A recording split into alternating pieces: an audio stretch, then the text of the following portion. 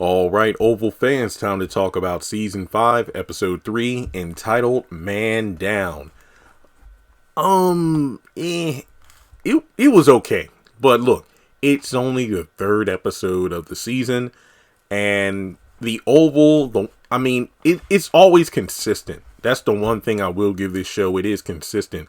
It's just still setting up for what's to come. And I will say that I did feel like this episode was better than Sisters. I give this one a pretty decent 7 out of 10. I know some people will probably give it a lower score, but the Oval felt like it was moving in some ways because, like I said, it's build up. Plus, we had way more scenes in terms of locations where we went. Whereas with Sisters, most of the episode consisted of the date, in a couple of different locations. But for the most part, that episode was kind of meh. But of course, make sure you check out my episode review for Sisters for my full input on that episode. So before moving forward, please take a moment to hit the thumbs up button to show you like the video. Hit subscribe because, the channel seems to be getting back to steady numbers. We're moving, we getting numbers and comments again. So make sure you hit the subscribe button as well. Follow me on social media. Links are in the description. And let's jump into it. Now, we get a very brief scene at the hospital, picking up where we left off, even though I forgot the dude's name. It's Kareem's cousin who came to the pharmacy looking for the drugs, to make sure they were distributed.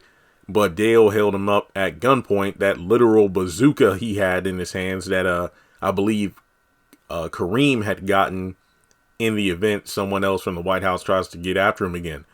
But he takes Dale away at gunpoint thinking he had something to do with the drugs disappearing. Oh, you took them. No, I didn't. Well, you know who did it.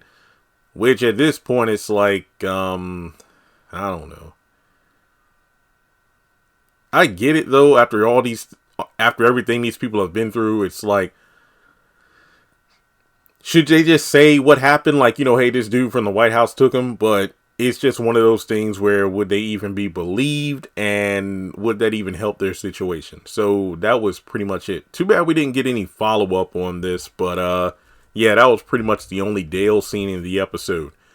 So from there, we go over to, and remember, I don't really review the episode in order. I just talk about all the scenes together like a pack. Like, oh, well, here's one storyline that's semi-relevant to another one. So we get this guy who's put in the same cell as Alan in the jail, and he's been placed in there by his boss to pretty much shank Alan and kill him. I believe he said, you know what, when lights are out and in between the guard shift, I want to make it quick. And Alan tries to, because at first Alan doesn't say anything to him, but once the guy pretty much tells him why he's been put in the cell, Alan's like, yo, man, I ain't had nothing to do with that. Look, hey, my boss, he's nothing personal. My boss, will, go after my family if I don't take you out. But like I said, I'll make it quick. So he calls for the guards, but he pretty much makes it clear, like, look, you could cry out, do whatever you want, but the guards have been paid off to let this happen. So will Alan make it out of this alive? Who knows? And I guess it kind of doesn't matter if he did talk to the agents who were there in the last episode. Although something tells me if he did, he may have been protected a little bit better. Because that's my thing. Is like, if you're really sent by the vice president, how do I know something won't happen to me behind bars or something by the the other administration? Like, how will you keep me safe? Obviously, he should have talked. Just saying. That's a common theme. Sometimes these people just need to talk. But then again, I get it. It's tense. You never know who's on whose side. And if you run your mouth too much, hell, it's like this guy said, look, I want to kill you because we don't want you running your mouth off, behind bars and getting somebody in trouble, messing up our operation. So from there, we have Alonzo, who's just standing in the living room over at Donald's house. Lily comes downstairs, and this takes me back to like season 1, where Lily, for like a good chunk of episodes, was just seen wearing her nightgown, and we're kind of in the same boat here now. She pretty much sits down and gets Alonzo, commands him, and I'm like, oh damn, Lily, okay, I'll do what you want. Turn around, lift your jacket up. bend over. And she's like, oh, you got a nice ass. He's here because he wants to sleep with you. Don't do it though, because there was a dead man in that bed a few hours ago. Basically, you agents are incompetent. How'd you let a just rando come in here and take out 3 of you? It was like, wait, what are you talking about? Because Alonzo doesn't know about the police officer. He was at the White House the whole time.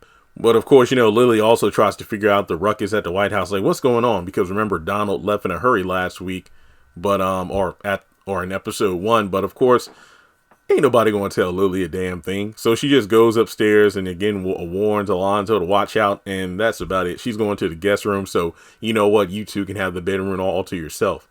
So over at the White House, Eli, he's in the Oval, talking with Bobby and Max. Oh, yeah. Before that, Bobby arrives at the White House. He's still in pain from them rubber bullets. Sam is all petty and crap. It's like, how you feeling, Bobby? Then Sam walks off with a smirk. Max laughs at him, pretty much telling like, look, I told your ass not to mess around with his wife. But, Bobby's still in his feelings about the whole thing. But they just have their classic back and forth bickering that these two characters are known for. And in a brief, rundown, like a Cliff Notes version, Max just tells Bobby about the president's overdose, Eli being sworn in, and Jason still on the loose. So Eli calls him into the Oval, and he pretty much just gives him a quick update. Well, Max and Donald are no longer around. But then Max switches it up by saying, you know what, maybe it might be a good idea to have at least one person from the president's camp, still active, because it will kind of draw suspicion away from you having any sort of foul play involving Hunter's current condition, especially if he is, if he winds up dead. So he agrees to keep Kyle around. Bobby is against it, but Eli actually backs up Max on this. And when they say, oh, well, do we need to have your wife secure? Like, Max is going to be on point to watch over Hunter. And when Bobby mentions his wife's, Eli's, oh, no. Well, she's okay. She's at home with the kids right now. But from there, Bobby's pissed at the fact that Kyle is still involved in this. And he thinks that Max is only doing this for selfish reasons for revenge. But then Max flips it on. It's like, look, didn't I try to warn your ass about,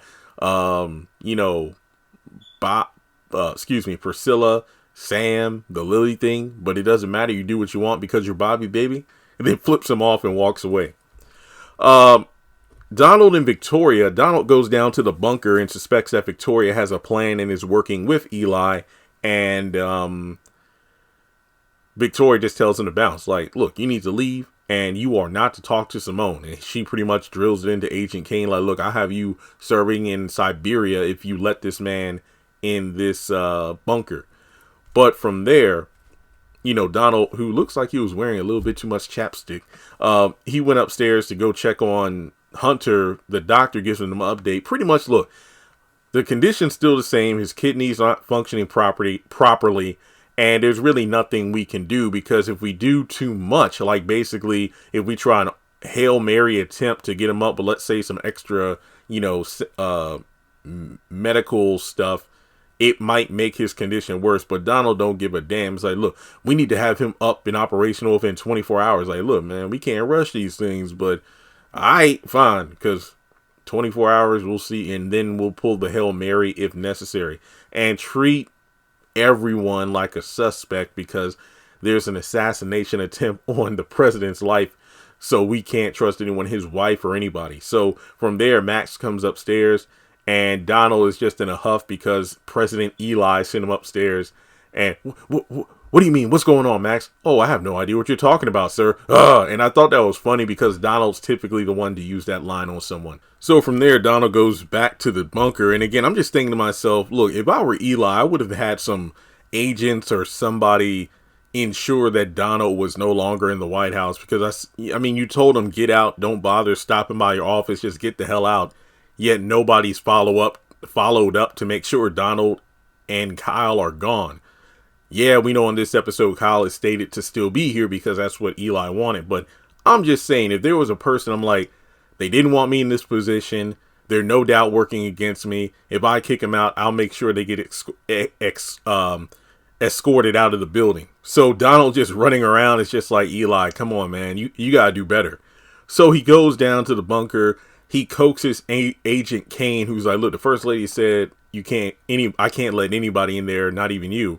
But then Donald's like, look, you know what? If she's working with, the current president and whatnot, and this, that, and the third, we're all screwed. And if, stuff hits the fan, do you think she's going to have your back like I've had yours? So he eventually agrees to let him into her bunker. But we got Donald and Simone talking. I think he brings like the water bottle as a peace offering. Honestly, I'm surprised she took the water bottle and drank out of it, not thinking she would have been poisoned or something like that.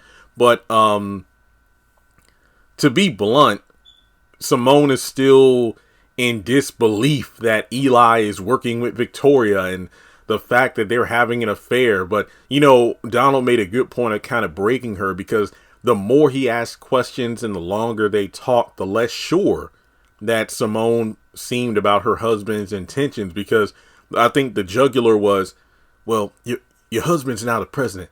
And since you've been locked up down here, has he even come down to see you? And then you look at Simone's face, and that lets you know right there that she's kind of in disbelief about what happened or what's happening. But Donald just tries to tell her, look, these two are working together, and if they are, then we're all screwed. That includes you, that includes me. But, he can make it happen in terms of having Eli go down to see Simone. And I'm thinking to myself, how in the world are you going to make that happen, But of course, I feel like that was him bluffing, because Simone doesn't know that he's been booted from his position in the White House by her husband. But yeah, it just makes you wonder. Also, last week, I thought it was a gun or something, but no, somebody pointed out, Jeremy, the thing that Simone took out of her boot or off her leg was a recording device. So everything that Victoria talked about, she has, recorded. Now, what she does with that, I have no idea. But from there, we go over to the hospital. Nancy's still loopy and shit. She wants to go home because there's too many white people. And she's talking about how she had a dream like Barry was all green and crap. Basically, like he was a zombie because Barry's dead. And she talks about Callie, and I'm going to get a chicken and name her Callie. It's like, you want to see me do a handstand? The highest in the Rakadusha are nice people, and they say they like me and everything. And then the doctor comes in and says that, look, there's really nothing we can do because the pills she took were just that strong, and she took so many of them. So there's no telling how long she's going to be in this condition. But from there, Richard brings up the morgue, and the doctor says, oh yes, go down the hallway. The police officer will guide you from there. And I'm just thinking to myself, I feel so bad for Richard, because the Rakadushi, according to the highest, is responsible for killing his son and also putting his wife in the mental episode she's going through right now. This man is going through it, and his granddaughter is still being, held by these people. Sheesh, you gotta feel for this guy. And all he was trying to do was his damn job in the White House. Okay, well, in any case, T, yeah, this is the actor that played T in the Parkers. He pretty much, asked Richard about his wife to see if she's still okay. And when the subject changes over to Barry, apparently there was no sign of foul play, but definitely some sort of drug overdose. And then he's brought into the morgue to look at the body. And it's really creepy because you go back to season 1. Barry, after, what did he get arrested for? He got arrested a couple of times in season 1. But I know at one point he got wasn't he arrested for allegedly killing Ruth or something? But then it turned out that, oh no, there's no signs of Barry being responsible, and the knife had blood on it, but it was animal blood. Okay, so in any case, the point I'm making is Barry was in a police station asked to identify a body as Ruth, and now you have Richard in the police station asked to identify the body of his son Barry. And I thought, that's a gut punch. So we go over to the Rakadushi compound briefly. Jason is eating the food. Big mistake. And River explains the Raku way and the fact that they hate the government. And the way that Jason's face lit up is like, So what branch of the government? Oh, all of it, because we don't like people like them trying to tell us how to live our lives and whatnot. And you really like it here. Jason's like, look, man, I just need to rest up and, get up out of here because I need to keep moving. I need a phone or something. No. Hey, you'll get to meet the highest because, Jason's like, oh yeah, I'd love to meet him. And he's like, look, I need a phone and everything. Hey, we'll give you that stuff in the morning. You're really going to like it here. And then River tries to hold his hand and Jason pulls back like, nah, son, I don't get down like that. But Victoria is in her bedroom and she calls Eli, who's sitting in the Oval Office, taking in his new position, and wants him to come over to the residency. But, Eli thinks that's a bad idea. But, after some, just some persuasion, it's like, screw it, I'm the president. I'll come up there soon. And then the final scene, Sam gets home. Priscilla's just in her cocky persona. You could tell the moment she has those legs crossed and she has that side eye, she's about to plan something. Sam comes in. He doesn't want to hear it. He doesn't want to hear what Priscilla has to say about anything being against him coming home and sleeping in the same bed as her. And then they just have the same old argument about how you messed up, Sam. And yeah, at this point, it's like, yeah, okay, I kind of see where she's coming from here. But this dude just sits up here. It's like, any man you try to get with, I'ma shoot him. Because nobody's going to touch what's mine. Even though you messed around with that heifer at my job. And now you're telling me what I can and can't do. I'm sorry, I messed up.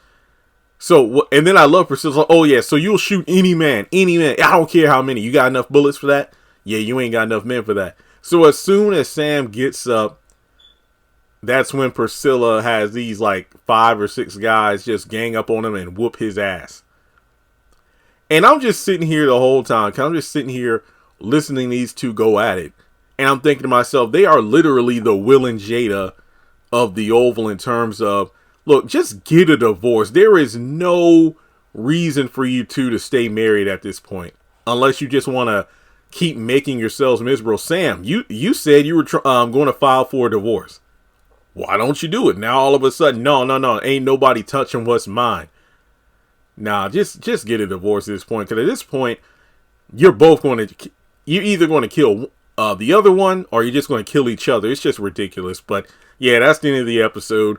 And, it'd be kind of funny if you see Sam walking into work and limping and all. Bobby's like, what the hell happened to you? And, Bobby's still trying to catch his breath for them bullets. Man, shut the hell up. So it'll be funny. They kind of bond over this whole situation. But, yeah, that's pretty much the episode in a nutshell.